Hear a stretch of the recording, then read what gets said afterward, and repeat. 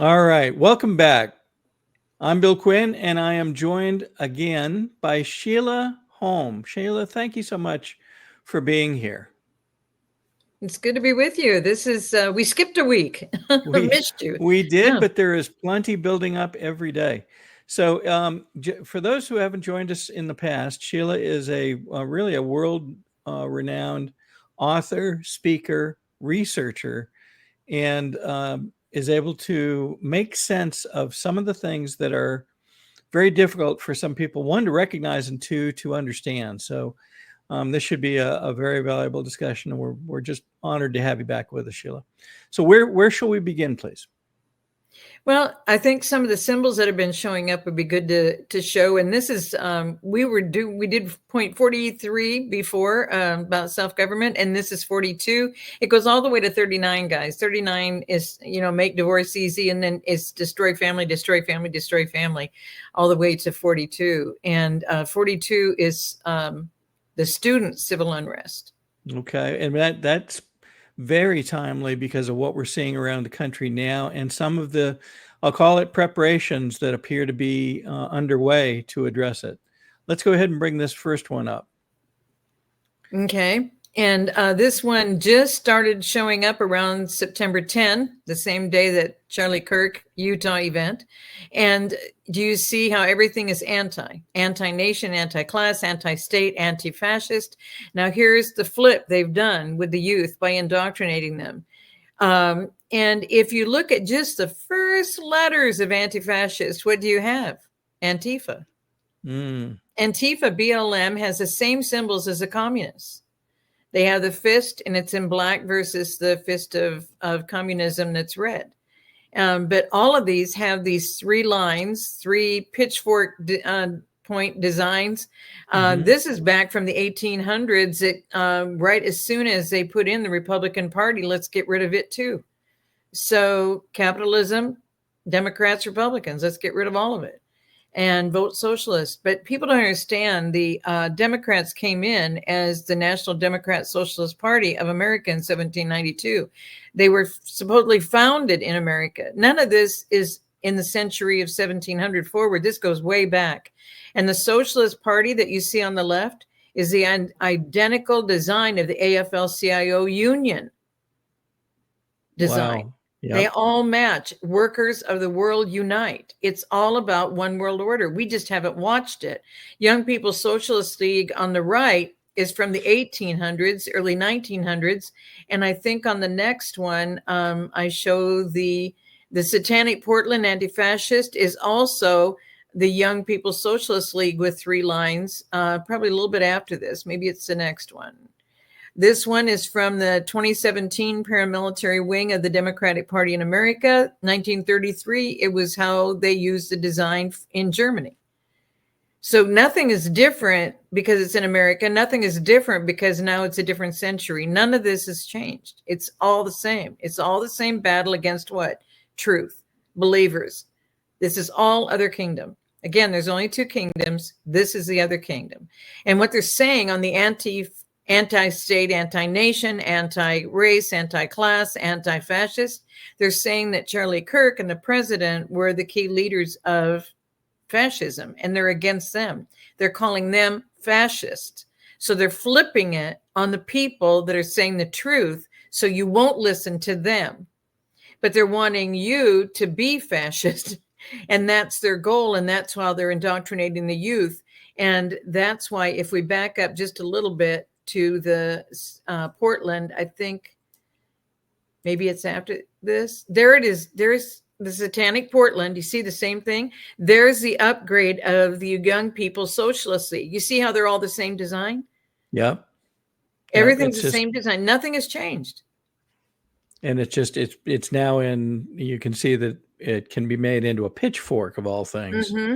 And you'd pointed this out last time. Here's someone literally dressed as Satan holding a sign or standing next to a sign for this theoretical, organization, but it's really just a symbol for the other team. Well, and it's a problem we had in Portland back in, this was the end of 20 or into 21. That's when all the problems were out there. That's when this picture was taken. And now we've got those problems again. Right. And now Right. they're even wanting to kill the ICE officers instead of understand that we've got to get our country back. So they've already positioned them. The young people are operating the same way as the brown shirts in World War II. And that's why they've been indoctrinating that the government will always be here for you, but your parents and your grandparents will die. So the only people you can trust is the government. And that's why the unions of the teachers, the unions of the workers, all put them into this one world process. This indoctrination is permeated everywhere in our country, and we're trying to act like the government's all going to be cleared up, and then our lives are going to be great, and it's all going to be done, and President Trump's doing a great job. Let's just let him finish. Guys, it's we the people in order to form a more perfect union. And our youth have been directed on this path for decades. Yeah. Decades. We're talking at least 80 years of this exact propaganda in the schools. So as we scroll back the other direction, Bear with me. There we go. Okay, you see that one. You see that one. Next one. Now you see the new one and how it matches with these. Let's go the other where you were just a moment ago. Right there. Okay, do you see how all of this keeps matching? It's all the same agenda. It's all the same ideology. It's all the same indoctrination. And they're pushing it, repeating it, but they're lying about the whole thing, saying that it's our president who's a fascist, and they want the youth to be anti-fascist, but the people training the youth are the people who are fascist. There is no difference between socialist, fascist, communist, Nazi. They're all the same. They're all the other kingdom. They're all about death. They don't want good things to happen to you, for you. And this is our guys in the Civil War knew this truth to be truth. I think we showed the Civil War symbols the last time of the soldier monument. They not one face looked like they had major hope in the future. Not one. There wasn't one message on there to give you any hope of a future. And that's what Father gives us. I think it's Jeremiah 29:11, where what he gives us is a hope in the future. So if we go on to the next, after this one. There we go. Now, this is something that we didn't delve into that heavily, I don't think. Declaration of Military Accountability. If you type in Declaration of Military Accountability or a military accountability letter in your search engine, you will find this link. And I also, when I look it up, sometimes it has a dark background, but you'll see it in blue, the Declaration of Military Accountability. Sometimes it's different lettering. I don't know why it shows up that way. People want answers to all these things. And all I can tell you is that's what you click on, is that link. And when you click on that, because every time I've shared the link out on Twitter and everything, it's broken right in my Twitter announcement. So I don't know another way to tell you to go to it other than just type that in and your search engine will bring it up. And when you click on that, that military accountability letter will show up, but it will also show up with 11, which means war, pages of signatures. Now, there were thousands and thousands of pages of signatures because we had over 37,000 signatures within a couple, 3 days. And so they had the website up for a long time for people to sign. And I'm pretty sure they've taken it down by now. They even had to change the background on that. So it went from a .com to a .net. It went to we just kept telling each other, okay, now go here and sign. And so it was up for quite a while. And now we have all of those signatures supporting what these men are doing. And then I think the next one would be the letter itself. And this letter is so profound because it starts out in the same wording as what our founding fathers used. And as you scroll through it, you find out that they've been operating against our law on this land, which is based on the Bible and the 10 Commandments. They've been operating against our moral structure, our civil society. They've been not only committing crimes, they've been committing treason because they've been operating outside the Constitution and giving orders that you have to follow if you're in the military against the Constitution. But they took an oath to the Constitution that they would not do that. And so what's happened is our nation has dropped to such a level. Can we scroll down on this one or? Okay. So as you scroll down on this, what you're going to see is that you're going to see that we have declined to such a level of decadence and destruction in our country that Our time is now to correct all of this. And this is what they did on 1/1 of 2024 at 4 a.m., same time frame as they did the Georgia Guidestones.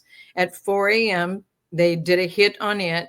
God already put a lightning strike and formed a V on the top of it on the opposite end of where the Guidestones were hit. And that was at 4 a.m., July 6, 2022. And this was done at 4 a.m., January 1 of 2024. And so they've been working on this the whole time because they've mentioned in this letter about treason. They've mentioned about not following the Constitution. They've mentioned about the crimes that they have done, that by forcing everyone to take the vaccines, they actually caused military members to lose their life. And there were things that they knew that they didn't share with the military by forcing them to do these vaccines. And they knew there were already major vaccine injuries. And so they continued their process, which you cannot do that. There was a religious exemption option, and that's why they're saying you even suppress the free exercise of religion, because they wouldn't allow the religious exemption that I don't believe in these vaccines. I don't want anything in me. I am perfect as I am, and they wouldn't allow it. So as you scroll down, you'll see how serious it gets. And in the next paragraph after these three, you're going to see a few names, and then it says, and numerous others. Reason they did that is everybody in these different commands knew exactly what was happening. And these guys that were going against the Constitution in another command were involving all of those people. So a few people got together and put this document together. The document itself is so profound. It is so well written. It is so all encompassing. And it informs them that you're not going to be able to get away from this.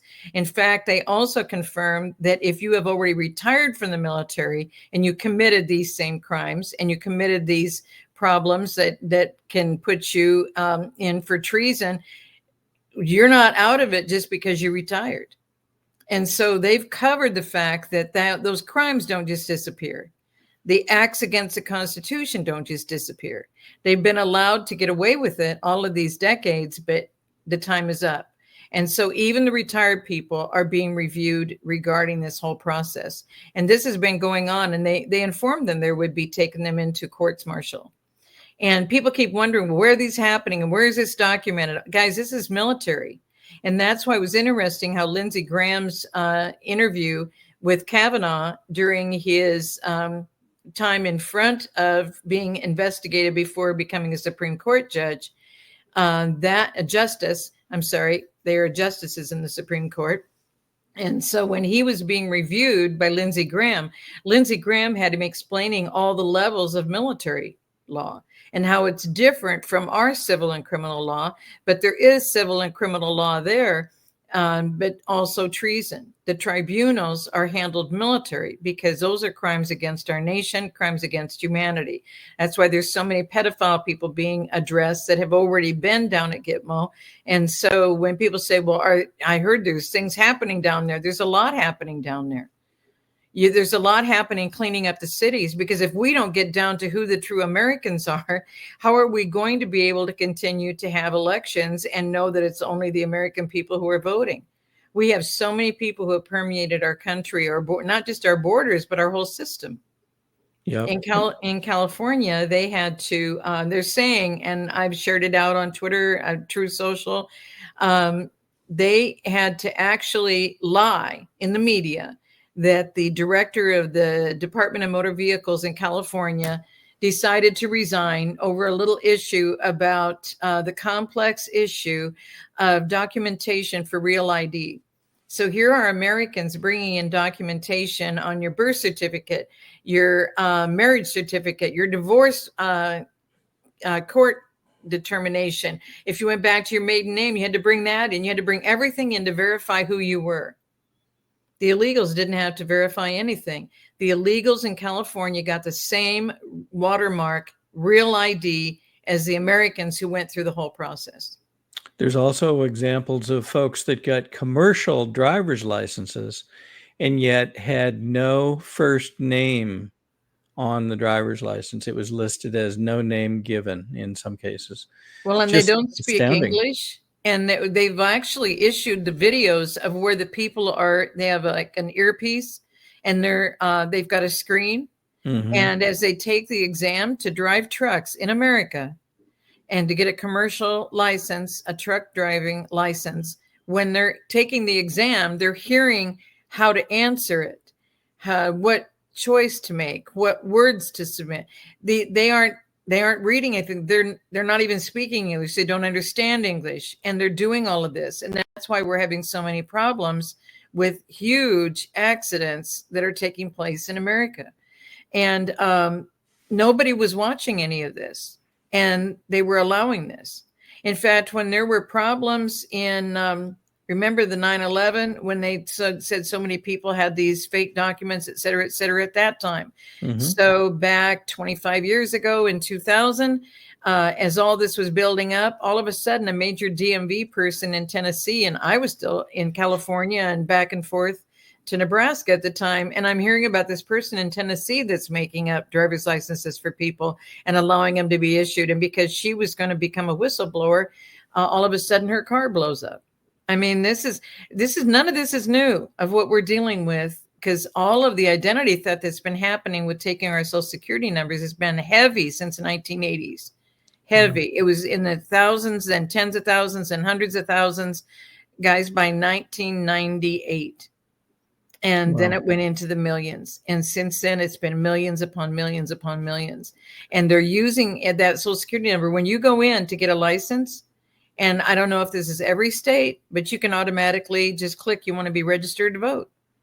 You're not even going to the voter registration office or qualifying yourself. I happen to know that here in Georgia, the default is, yes, I'd like to be registered, even if you are already registered. Mm-hmm. And in a number of cases, it's been shown that this creates an additional registration. So now you've got the same person essentially registered twice in lots of cases. And I just had occasion to confirm that they are still defaulting to, yes, go ahead and add another registration, please. It's astounding. That's the way it is in California. You're not saying that I'm already registered. They don't give you a place to say I'm already registered. I handwrite it in when I renew my license, and it doesn't matter. You still have to check one of those boxes to get your license. One of the toughest pieces of news in the last, I guess, 24 hours is a set of meetings that happened up in Washington, and they've disclosed that hundreds of millions of dollars, taxpayer money, in addition to bad guy money from Soros and other, elite billionaires around the world, has been channeled to Antifa and other organizations. I think they've said hundreds of other organizations that are organized to, just as you say, to create chaos, to create protest, to create anarchy. And it's our money paying for it, astoundingly so. We actually have video of some of these meetings. One of the most troubling things, I would like to play this for just a minute. One of the most troubling things is they are now indicating that they've identified the same people, literally the same persons, acting here in the country, both in Portland and other cities, but also acting in the UK and other countries overseas. Gentleman here that spoke to Trump yesterday testified to that. Let me, if I may, just play this for just a moment. Yeah, my name's Nick Shirley. I'm 23 years old. I'm a 100% independent YouTube journalist. And over the past year or so, I've been able to go to 15 countries. I've hung out with people in the gangs of Brazil, in the favelas, in the prisons of Secot. But yet the most dangerous places I have been here in the United States, unfortunately. And I've had the opportunity to show people about the protest Antifa here in the United States, and there's nothing organic about what they are doing here in the United States. I've watched people be bussed in from states. I've watched the same lady at a protest in Atlanta be bussed to the protest in DC and then in New York City. There's nothing that is honest about what they are doing. And they have signs. I've seen the same signs here in DC and in London as well. It's a big organization and corporation that they're running.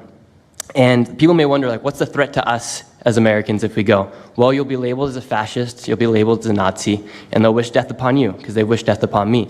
And just Last week in Portland, Oregon, I watched a lady get trapped in her car, surrounded by Antifa, and her sister messaged me after seeing the video. She said, "The only reason I think my sister was safe is because you were there recording." So just exactly to your point, this is organized. This is nothing new, and this is part of a plan that is being run in the background to create both a narrative and impression, but also potentially to harm people. And we've seen people both get arrested. We've seen people hit and punched, and in a couple of cases stabbed in this last week. And just inconceivably, we see Portland police and Chicago police in many ways either helping Antifa or refusing to help reporters and other just citizens or even ICE members do what needs to be done. It's amazing. Are you surprised that the people like the police forces and so forth refuse to step in and help, at least in some cases? Well, I heard many were told to stand down because they made it a race issue by adding BLM. But they've even added another word now. Now it's a new Antifa is what they're calling it now. That's not what they were calling it when people were taking a knee at basketball games and stadiums and for Antifa BLM. Antifa BLM symbol, again, is a black fist identical to the red fist of communism. And Antifa is not a new group. Antifa is just the beginning letters of anti-fascist. If you add an SCIST to Antifa, you have anti-fascist. And so it's all the same thing. And we just showed the symbol where in 1933 in Germany during World War II, the brown shirts, they were the paramilitary group there. And then in 2017, and because she lost, they were very, very active here in America. And so that's where these symbols came in. So none of this is new. If you look at the election banners going all the way back to the 1700s, they're all the same. They have the 3 points down with the points at the end. Mm-hmm. The same thing as what they had in the 1800s, the same thing they've had in the 1900s. And I think I already mentioned there's a guy, and this is in my books. It's in, I think, 4, but 5, I'm pretty sure it's in 5 of the book series. And it is that his name was Eugene Debs. Go ahead and look him up. Debs, Eugene Debs, was a socialist. He was a Bernie Sanders of 100 years ago. And he, in the 1800s, as he reached toward the end of the 1800s, he kept getting more and more votes. So he did so good in the early 1900s that by the time he got to the point around Woodrow Wilson's election, I don't remember exactly the election, but I think it was when they were going to put in the Federal Reserve. And they were so angry that he had received so many votes before. But regardless of which election, they put Eugene Debs in prison on sedition charges operating against the government when they were also socialists. Okay. And so they put him in, just like what they're saying about Bernie Sanders, couldn't run, gave him some money for another vacation home, and Bernie Sanders pulls out of the election. And it's this guy got sent to prison, and they didn't let him come out of prison until after the election. And the people were so angry. He got the most votes while he was in prison, even though they told him that they should never vote for him because he's not on the ballot. He's in prison. They gave him more votes across America while he was in prison. And so this agenda has never changed. It's always fighting against what they say is the problem for them. But they've indoctrinated our children toward the government and then lie to them about the anti-fascist message. Because it's not Trump who's a fascist, it's the people indoctrinating them who are the fascist. Right. They have this ideology. What psychologists call projection.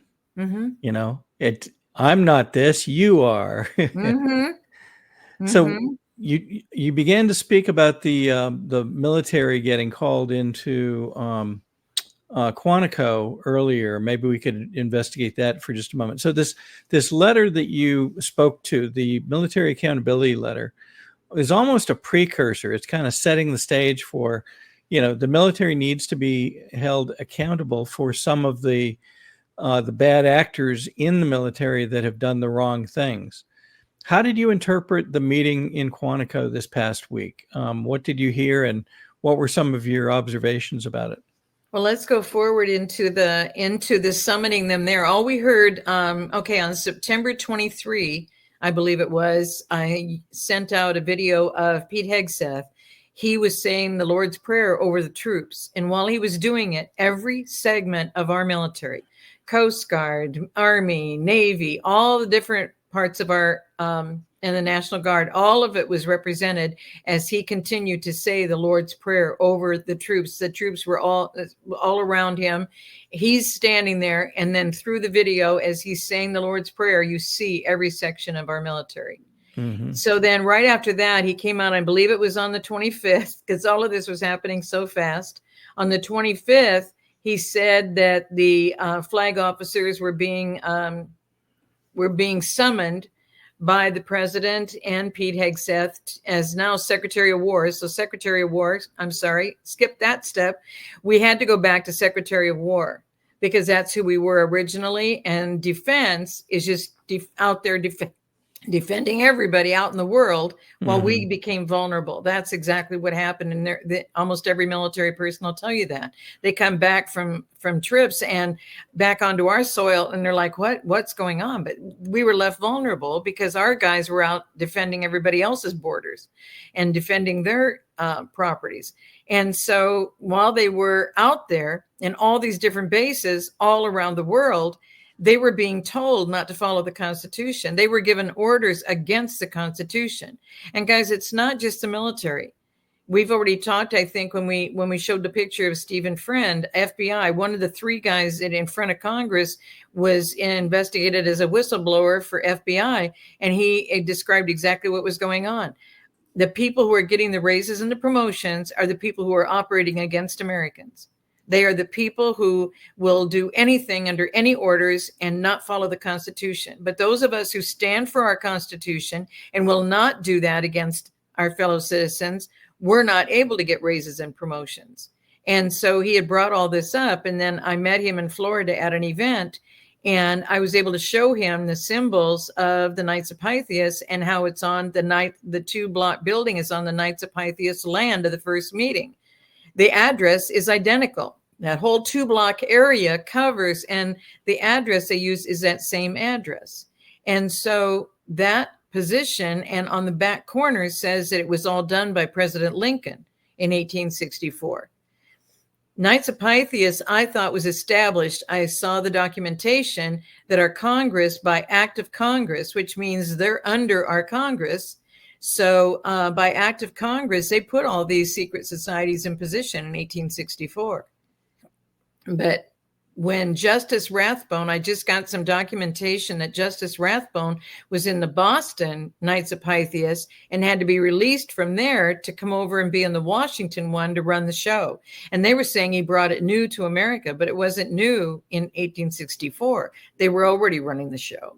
And so all of that documentation will be in the next book, in the book series. But anyway, what's happened is that buildup from that military accountability letter represents the military, because until that is clear in the military, we need them to help us clear up all the rest of this. Mm-hmm. And that's why in that military accountability letter, it even includes that they're going to clean up the 2-tier justice system, has to be brought under control. And so I don't remember the word they use. So I don't want you to look and go, well, I don't see the word control, because it's been funny. People will believe a liar, but when you give them the truth and they don't think they're finding the same truth, because the liars will keep changing everything so that it looks like we're not saying the truth. They will fight a truth person forever and ever and ever to document. But they'll listen to somebody who's a complete liar and has been lying their whole life and has been lying in the media the whole time that they've been on the media, and nobody questions them. It's just really funny what we're doing to each other in our country. It is. But what happened is that led up to the fact of our military accountability letter and that team and all the people supporting them. And when you look at the 11 pages of the signatures, these are top guys.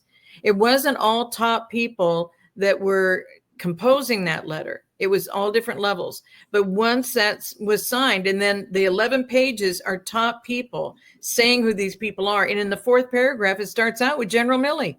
Now, how many times have we heard things about General Milley? But we didn't hear them until these guys were bringing up the issues about General Milley. And after General Milley, and guys, it's not just generals. They said, Sheila, there were about 800 generals that came in. It's not just generals.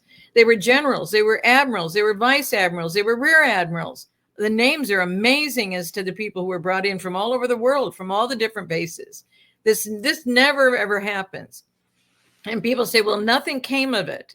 And I can't find the summons, the one that you were just showing, the one from Bob Joyce.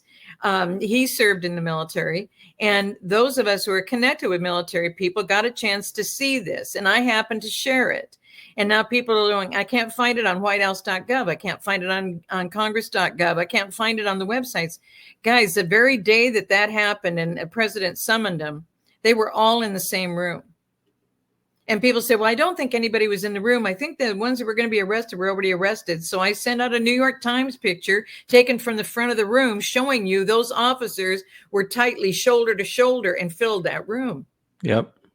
They were on video as well. And there are people who were supposedly arrested as they left. And the reason you couldn't even check for several days if you wanted to check, and I don't know if you guys did any research, but what happened is the Navy website was down. The Army website was down.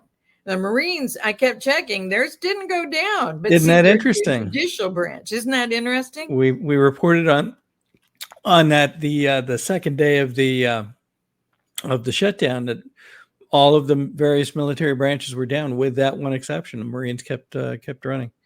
Well, and then we heard that the Secretary of the Navy was fired, but it wasn't the Secretary of the Navy. It was the Chief of Staff of the Navy that was fired. But when the sites came back up, names were missing. So there are things that happened. Some said there were rooms and polygraph tests were being taken all day. And now people want to know, well, what does Sheila know about what happened in the room? Was I in the room? I saw exactly what everybody else saw on Right Side Broadcasting, on Newsmax, on all these people were videoing it.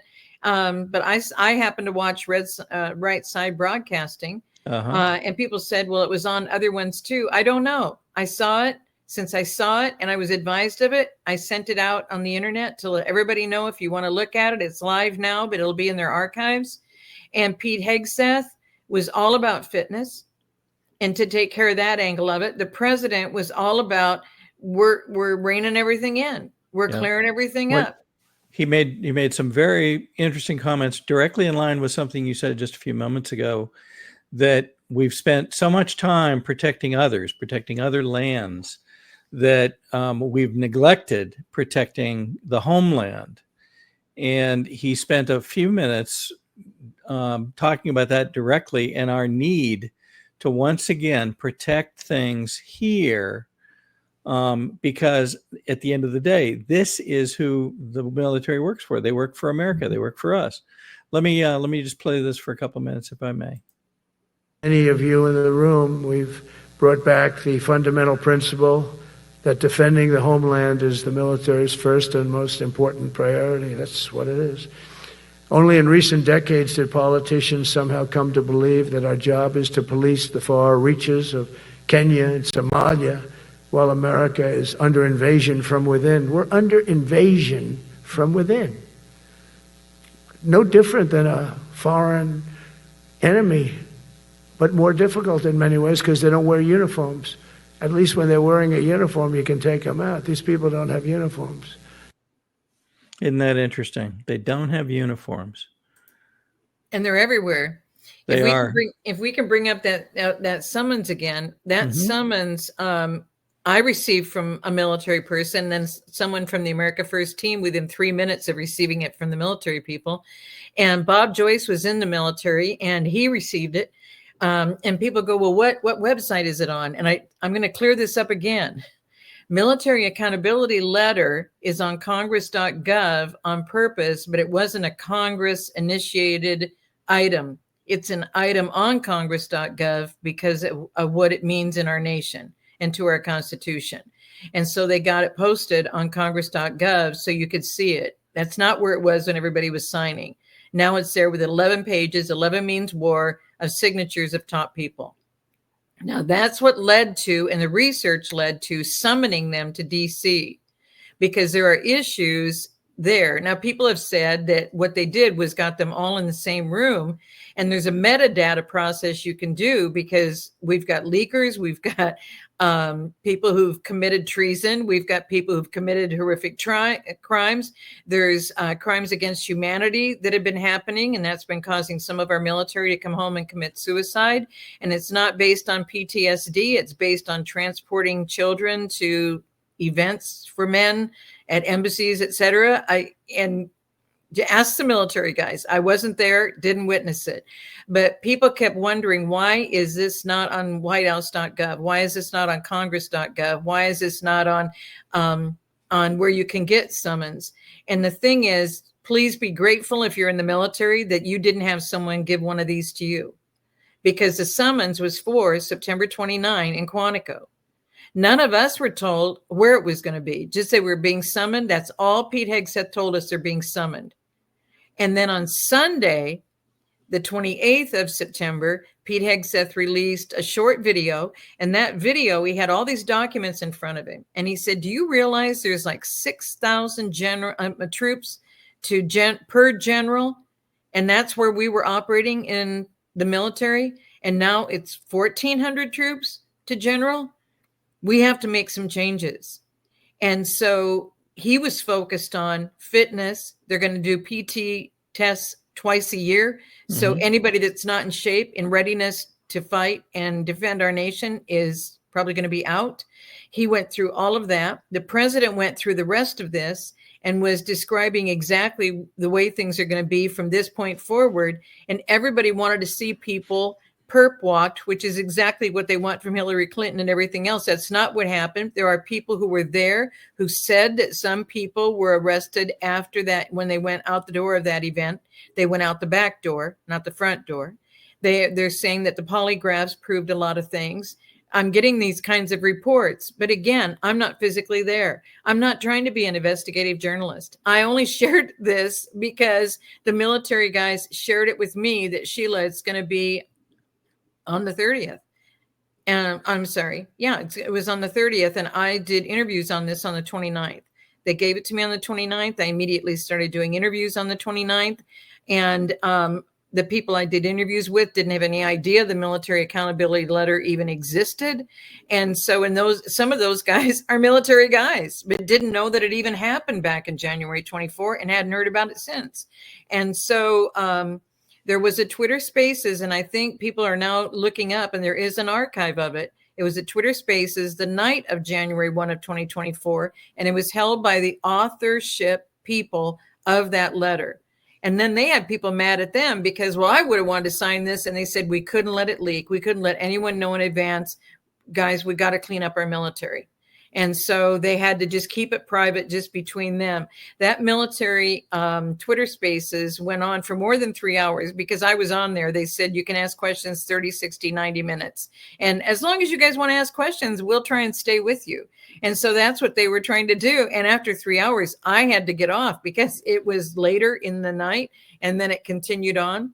And but it was so powerful. And while they were doing it, I got a call from the guy that shared it with me. And I said, well, if you could get this other guy on who's now running for governor of Texas against Abbott, if you could get that guy on, and boom, I heard his voice and he was on and he's one of the signers.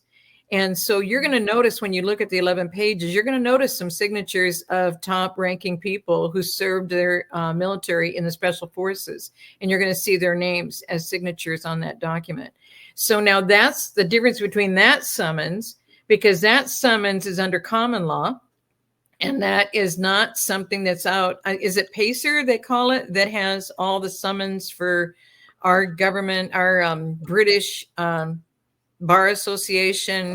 PACER is used to look up case documents in the federal court system. Yeah. And so this isn't going to be on the internet. This is, you got it and you have to appear. A summons is, that's it. And a summons and usually matches with a subpoena to go through your documentation.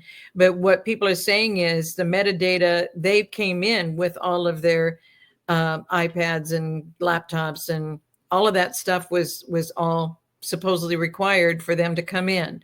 And so am I one of those people? No, but let me show you the difference. Bob Joyce put another summons out, and people said, well, if this summons against Comey could come out and be available, then I really don't think anything that Sheila Holm is saying is true.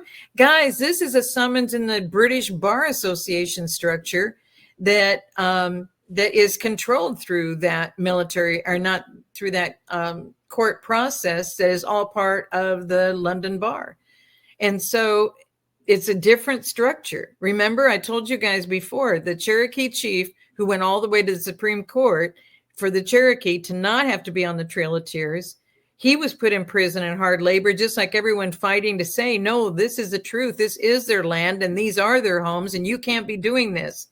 And so when all that was happening, they put him in prison in hard labor. Why? He didn't have one of these British licenses. So since he wasn't licensed under their new system, and he'd already been here, his family had been here for centuries, he'd already been here, but he couldn't be the one representing them, because you, under their bar process, you have to hire an attorney. You cannot represent anyone. And he was trying to represent the Cherokee. And so they said, you can only represent yourself. And because he said, I fought for my people, then they said, then you broke the law and you have to go to prison. So they put him in prison in hard labor with everybody else, pastors, missionaries, everybody trying to stop the Trail of Tears. So, wow. Goodness gracious. You mentioned earlier that Pete Hegseth had said that they would do certain PT standards for everybody. One of the things that many people spoke of was the fact that those standards would be common across the entire military. There would be no, well, there's one level for females and one level for males. There's going to be one level. And some people said, well, how would that be fair? Well, it isn't about being fair. It's about being prepared and able to defend whatever we need to defend. And there was a very interesting video. If you'll give me a minute while we chat here, I'll see if I can pull it up. And it was a group of females, actually, from another branch of the military. And they didn't really have much of a problem, if I can find it here. There we go. Complying with it. As a matter of fact, they were kind of bragging among themselves. Well, I can pass these standards. Take a look. And here's what they posted.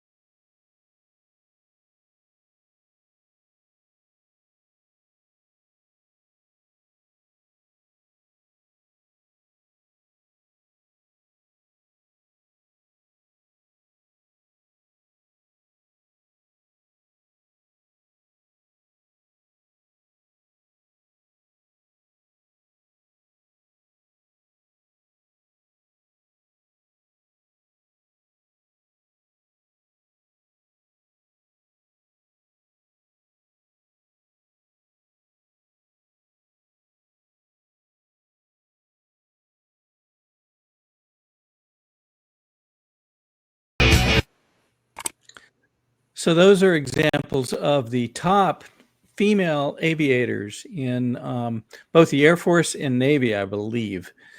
And the point was that they did not push back on this. Hey, there should be two standards.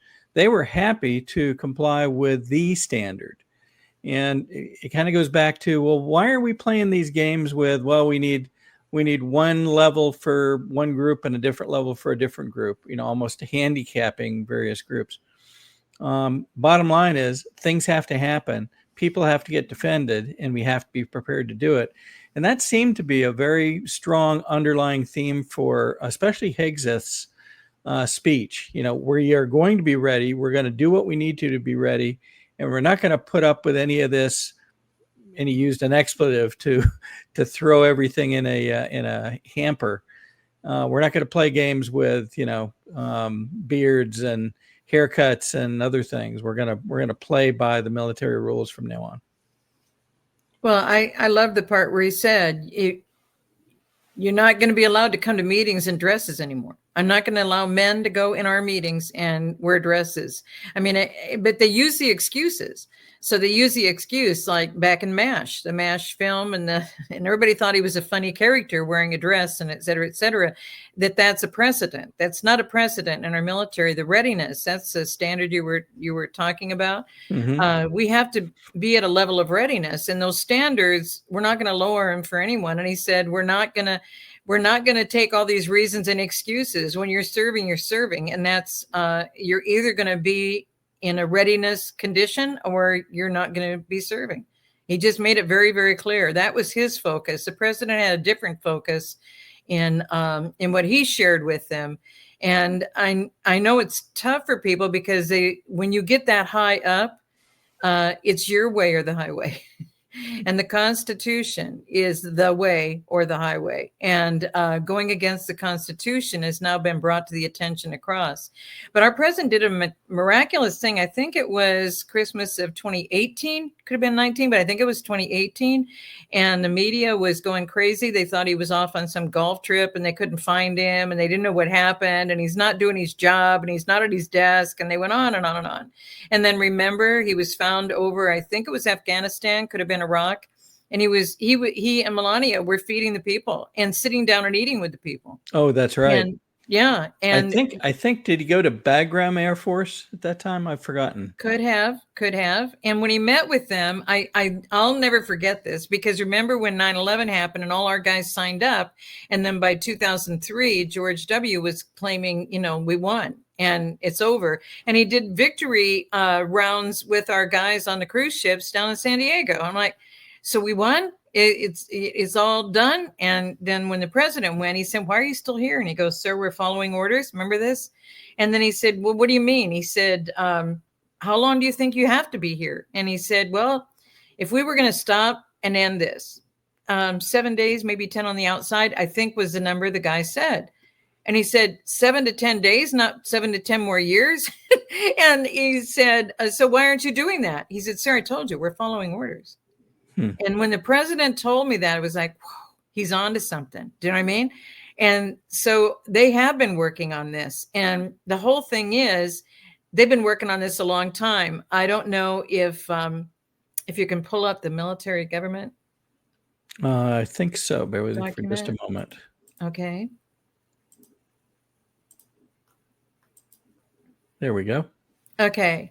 Do you see the date on this? Should be on the front. I believe it's July 1, 1949. Military government is how to keep us in liberty and freedom. And this was done at the time of the Civil War. Those soldiers knew and those families knew what we're just figuring out now. And then when we were snookered into, is snookered the right word, to get us into World War I, our guys said to their families, we're never doing this again. And we have more. My little town in Nebraska was awarded because, and it was headlines in the Omaha Herald newspaper, that we had the most men serving per capita of any location in America in World War I. Wow. And so then we were never going to be in World War II. So then they funded China and Russia against Japan to make Japan mad at America for funding China and Russia. So they tried to invade in 37, 38 into, you can look this up, in Shanghai. Japan went into Shanghai. They're still talking about it in China. This is in, if you point 1 and 2 in my book, God had me insert some of that the Chinese people told me when I was there in 2007. And so they were upset with with China and Russia. We were upset with Japan because they bombed us, and that caused our guys to be drafted. They weren't allowed to make a choice. They were drafted because you've got to protect America. We've got to go fight these people. And so my dad was in with the New Guinea cannibals within days, weeks, and then ended up being there for 4 years and never being able to communicate with anyone. Didn't get out till the end of 45. And so when that happened, and I think MacArthur was a big part of this, and then Eisenhower. And Eisenhower passed all this on to Kennedy so he would know the truth as the president. And this military government has all the sections. It's 50 some, maybe 52, 53 pages, something like that. And on all these pages, it explains everything we have to do to take care of Americans so we don't end up in this kind of a situation. And they said right in it, they said, like on the health issues, to help the people who need electrical in the time of trouble and blah, blah, blah, blah, how to handle it. And it says you're probably going to have notebooks on each of these one-line items soon. It says it right in there. But this is the basics of what we have to cover and what we have to deal with and how we need to be prepared. And I've heard again and again that our guys have tried this since Lincoln and was killed after Civil War. They've tried to get this back and try and put something like this, implement something like this. And so this is so profound that we're coming into this now because our military has spent all this time doing this. So in essence, if you could think about it, we're not living in a two-tiered justice system without being in a two-tiered military system. We've got people in the military fighting against us by allowing all these things, doing all these things. And anytime you're operating in that position against our Constitution, you're committing treason. Anytime you're resisting all of these judges, military people, everybody resisting the orders of the president. And that's why I found that summons to be so profound. And now people are saying, well, I can't find it on the internet, so I don't think it's true. And I don't know why Sheila would say something that's not true. And guys, it says right in there all the main things that we need to address that are right out of the documents that the military was prepared to address. And you can't do that if you're under the foot of a commanding officer who's telling you commands against the Constitution of America. And if you don't do that, they've been actually dishonorably discharging and court-martialing people that if they don't follow their orders, not if they're not following the Constitution. That's why these flag officers are being questioned and being reviewed at this time. I'm sorry, I was going to make the comment that it's one of the toughest lessons through all of this is no matter what part of the government and now the military that you look at, you have to get used to the notion that not everybody in these organizations is working on our behalf as Americans. Some are working against us. And it's very difficult because we've spent basically our whole lives trusting these organizations. Oh, the FBI is watching out for us. Oh, the CIA watches out for us internationally. Oh, the military's got our back. And they're supposed to. And if all were acting in accordance with the Constitution, they would be. Yet there's, in almost every case, there's this infiltration of bad guys, for lack of a better term. Right? Mm-hmm. Well, and they're absolutely everywhere. I mean, in my Nation Restoration book, which is about how they infiltrated to the level of they've completely invaded us, we've had student visas issued hundreds and hundreds at a time. And the one example in my Nation Restoration book is about some of the guys who could be the Azov soldiers who came in because they only speak Russian. And so here come all these people. And did I ever say this about Kearney, Nebraska? Did we ever talk about this? I don't think so. Well, I was traveling back to my mom and dad's for their wedding anniversary, and I was surprising them. So I was driving back, and so they weren't going to be meeting me at the airport in Omaha. And so I get to Kearney, Nebraska, because a friend in San Diego, her son became a microbrew guy. And I didn't know anything about microbrew. And he's at a steak and microbrew pub in Kearney, Nebraska. And Kearney used to be a little teacher's college, but now it's a huge division of Lincoln. The University at Lincoln. Mm-hmm. And so what happened is I got there early and I just wanted to meet her son and let him know that she told me that was his place and just kind of surprise him and encourage him, you know, young guy. And so that's what I was doing. And he said, well, we've got time. You got to meet our crazy Russian. And I said, well, who's that? And he goes, the bartender. He speaks kind of broken English. He's been here quite a while now. I said, quite a while. And he goes, yeah, about 12 years, I think. And I said, is his family here? And he goes, he doesn't have family. He came on a student visa. And so the Russian comes over and he starts talking. And in this short period of time, and I'm going to do a little more describing than what he just told me, But what the guy said was, the reason they call me the crazy Russian is because I came to America, and when we landed in Chicago, we had to stay at the airport. Remember the TSA pictures we've been seeing? Mm-hmm. So we had to stay in the airport. And guys, this is 2005. So he was here from the early 90s. He wasn't just here since 9/11. And so in 2005, this is what he said. He said, we wait in Chicago at the airport. We have to stay at the airport until our handler comes. And the handler takes 50 of us at a time. And so in my 50, we went to Ames, Iowa. We were all registered for a semester at Ames, Iowa. And they don't look for you for 5 years. So the documents that we get, because what a lot of people still don't understand at this late time, every time they move to a different state, they get a different social security number. You see more voter problems.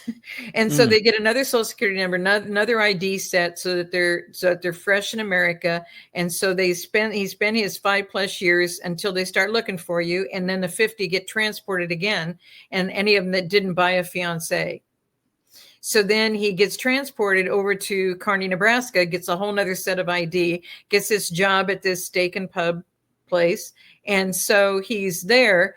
And now this place is huge. It's several table widths downstairs and upstairs. The microbrew is way in the back. There's a little bar off to the side where he was the bartender, but everything else is tables. There's one pool table upstairs, but everything else is tables.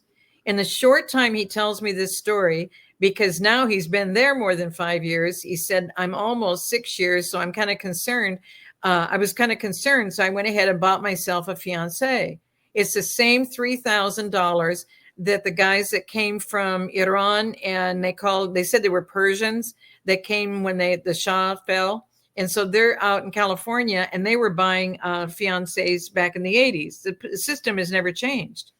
So we have all these people who come in from all these nations. And now people were asking me, okay, these guys all spoke Russian. And guys, by the time you told me a very short, maybe 3-minute thing, all the people were off work and coming in to place orders for dinner. There wasn't anybody else speaking English on bottom floor or top floor in that place within those few minutes of that exact time of opening for dinner. They all spoke Russian. Wow. In Kearney, Nebraska in 2005. And so now people are saying, were they Azov soldiers? We didn't even know about Azov soldiers till like 3 years ago. So I put the story in the book, and that's why there's people who've been waiting for the second edition, because that one came out in 2014. And a lot has happened on the case and what's happened in America since 2014. So there will be a second edition. But these are the kinds of things, and the housing market and how they gave the illegals that. And so that's what our military is upset about. We're out there protecting everybody else, and our families are going through horrific things here. I cannot even tell you how many, because I don't keep track of families I've tried to help, because the husband and wife are both in the military. They're both deployed. So the aunts, uncles, and grandparents help take care of the kids. And then the school finds out that these are taking care of the kids, feel that they're not qualified, get kids to say something. And all of a sudden, those kids end up in Child Protective Services. And by the time the parents come back, the kids are missing. Wow. Maybe we need to have some people start helping the military people who are deployed so that their kids don't disappear, because guys, they don't even go look for them. They just said, they were out with a foster family and we lost track. I mean, really? Nobody's kid should disappear. That's just wrong. So I'm working with some military groups to try and help with all this, but how do you find the kids when they're completely disappeared? Do you see what I mean? Yeah. So well, you mentioned our military guys have dealt with all of this stuff, and they're trying to get to the basis of this so we know exactly what's happening and make our military true and get us out of all these other countries. We weren't doing all of this until the First and Second World War. And now all of a sudden we have bases everywhere. And in NATO, we're paying for all the wars everywhere, and we're paying to rebuild all these communities. That's the layers that our president is trying to clear up. So we have to work on our communities. We have to support our military. And there's a lot of work for we the people to do in order to form a more perfect union. That's what our assignment is. That's great. So for folks that have not been able to follow up and begin gathering some of your writings yet, let's show them where they can go and learn more. Here's your website, hisbest.org, and lots of information here. There's a very interesting introduction video about your life and so forth, information on some interviews that you've done recently, but more importantly, an overview of many of your books. Here's the most recent one, An Eternal Plan Always Trumps a Human Plan. And this has been the basis of a number of our discussions in these past weeks. And there's the back cover. And then, of course, the series, For the Sake of America, volumes 1 through 5. And these are available through your website. They're also available through traditional booksellers, yes, like Barnes and Noble and Amazon and others. Mm-hmm. So did you say there is another book due out before too long? The second edition of Nation Restoration is in process, and book 6 of the series is in process. That's great. Because book 6 is just going to be in the beginning, ... in America, because it has shocked people so much. Point 43 was how to take over a nation before they become self-governing. I think we started that one, didn't we? I think so. And people are so shocked that none of this is new. All of this was happening. Centralized banks were all the way down to Savannah, Georgia. First one was Philadelphia, Liberty Bell. How sad was that?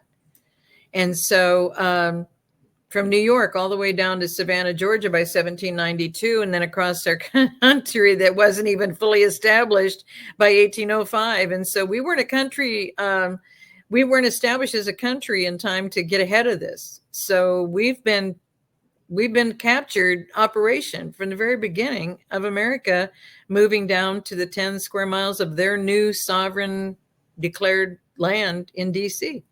So this was done to us, and it's something we're just figuring out now that the Civil War soldiers figured out and decided to stop after more than 700,000 guys were killed and go home.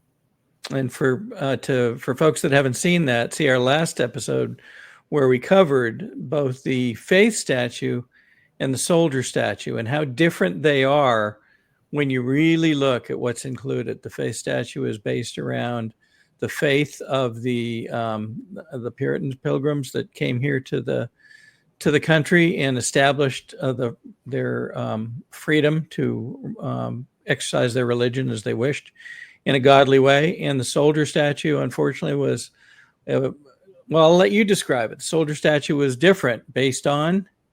It has no words. It is tyranny. Is the focus. You're going to end up with tyranny. You're not going to have liberty.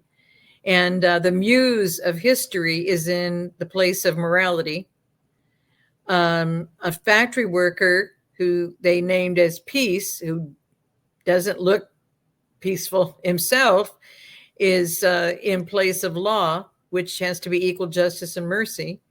And then the teacher, being the mother, over the children with the Bible and 10 Commandments, and the grandparents mentoring about the world and the Bible, is replaced by a woman with a sheath of wheat called prosperity, plenty. That just doesn't a little sheath of wheat. Yep. And then instead of the man of liberty who's conquered the Lion of England as the eyepiece to watch out over the horizon, we have a Civil War soldier, dejected looking, holding his own musket with cannonballs at his left foot to defend his own property, and his foot is on broken clay pots. So it didn't look good at the time of the Civil War, and we're kind of there now. And yet our men will fight. You give them a good cause like 9/11, you give them a good cause like Pearl Harbor, we've been set up the whole time.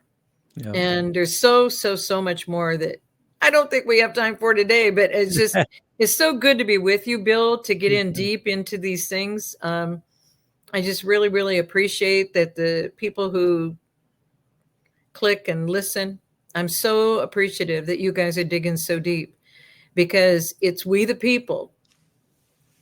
Nobody else is going to show up at our door and fix it. We the people, in order to form a more perfect union.